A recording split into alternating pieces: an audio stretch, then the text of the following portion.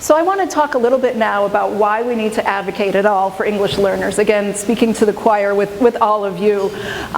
So I want to tell you a little bit about how I got involved in advocacy. I'm a former, and I didn't really say who I was, I'm Diane Staehr Fenner. My bio is in your packet. And I'm a former ESOL teacher.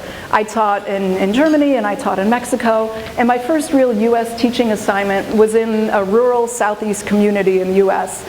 And it's a state I've heard mentioned in discussions today, but I don't really want to say. So I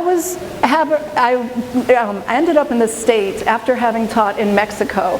And I taught in a very wealthy private school in Mexico. I was a 6th grade teacher in a bilingual school, teaching in English. And I thought, you know, I've lived in Mexico, I speak Spanish, I know how to work with Mexicans. So when I arrived in this community in the US for my first real ESL job, I was teaching Mexican students, a lot of migrants who were moving in the migrant stream, but also migrants who had kind of stayed put and decided to, you know, put down some roots in this community. And I really encountered a lot of negativity, a lot of stereotyping, a lot of racism towards the English learners and their families. And I tried kind of as a one-woman dog and pony show to really change teachers' perceptions of working with English learners, sometimes successfully and sometimes just fell flat on my face, just made a lot of mistakes. So I really, you know, didn't realize it at the time, but what I was doing was advocating. I was kind of trying to get the parents together. I was teaching classes at night to the parents, bringing the parents into schools, making videos in Spanish about, you know, what's out there in the community, and trying to get the other teachers on board with working with English learners to try to share some of the responsibility. And so later on, I moved up to this area, Northern Virginia. I was an ESOL teacher in Fairfax County Public Schools, which has about 180,000 students. Around 35% of them are English learners, and just a different, you know, much more, you know, established program, so to speak. But still, a lot of advocacy was even needed in an established program.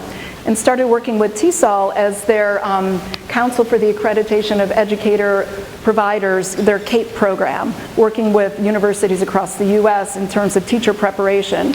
And I was giving a presentation a few years ago at TESOL in Denver. I don't know if any of you were there. It was snowing, I was really pregnant, and and the elevation not doing so well. And I was talking about how important advocacy was in the TESOL professional teaching standards for teachers. And someone asked the question, well, what book can you recommend on advocacy if it's so important? I thought, my goodness, we don't have a book on advocacy. I want to write that book. So a few years later, I'm really happy to share that I did write the book. So, excuse me, so some issues we encounter with advocacy, you all are, I'm sure, very familiar with. The deficit paradigm, parents' voices not being very strong, immigration issues, especially how they're playing out, you know, right now, if we, you know, are watching the news, what's happening with, you know, with kids showing up at the border. Feelings about language. A lot of people feel threatened, right? When a new language comes in, they might not understand what's happening, and they might just feel like, oh, I don't want to teach them. They're, you know, I'm out of my comfort zone. Common Core, college and career ready standards are very much on our radar screens these days, as are assessment and teacher evaluation and compliance. And so, as I mentioned before, the TESOL professional teaching standards really undergird the need for advocacy. And I do want to share that this presentation should be on your USB drives if you have one. So feel free to take pictures, but you'll also get a copy.